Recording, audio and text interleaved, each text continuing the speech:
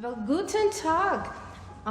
Mein Name ist Bertha Sonnenblume, and I'm so glad that you came to visit me. I was just practicing the organ for services for Sunday, but it's a good opportunity for me to take a break. I've not had that for a bit. I've been practicing very hard. Sunday, as you know, is coming up on Easter for us, and so it'll be a wonderful time to praise God for all of the blessings that we've had here in the Cherokee outlet. And there's so many that we've had. As I said, my name is Bertha Sonnenblume, and I come from Russia. However, my family is primarily German. We were Mennonites, and I was born along the Volga River in Stefan, Russia. But the Mennonites, we were very persecuted in Russia. We were originally had gone, and we were not having to be in the army. We were able to worship the way we wanted to, and we were able to have our schools because education is very, very important to us. But when Alexander II came into power, all of that stopped. And so we began to get persecuted by the Russian peasants that had just recently been freed. And so we ended up coming to America.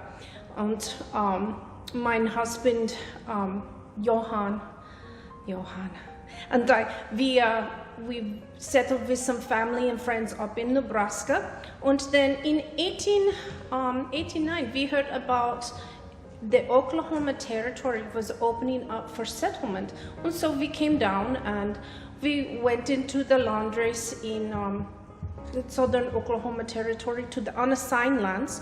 And we settled near Marina with my husband's brother Heinrich and his wife Gretel.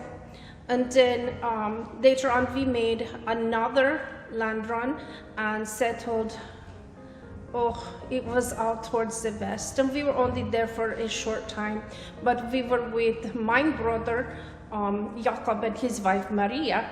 And then we just had such a full family and such a full household that we ended up coming up to the Cherokee outlet, and we came and made that run on September 16th in 1893, and I will never forget it. It was just incredible. There were so many people, so much dust.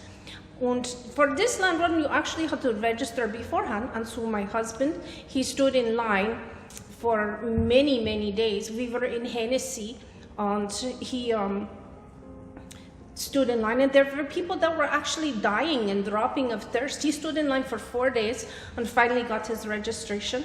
We lined up just like everyone else, and then at the stroke of noon, the cannons went off and we dashed.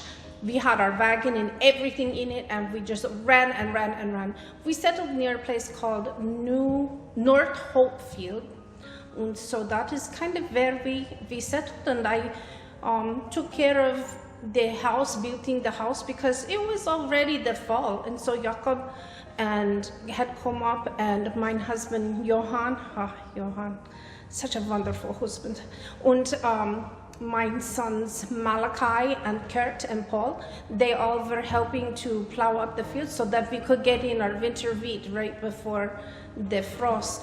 And the younger children and I, we built a little sod house just to get us by for the winter. And so it all worked out in the hands of the God, and we praise God for that. And so everything just kind of came together, and we settled over in North Hopefield. And I ended up teaching school and have been teaching school for the last 20 years. But fortunately, I'm also getting to play the organ for church services. But I must get back to playing now. So you have a wonderful day, and I will see you here on Sunday.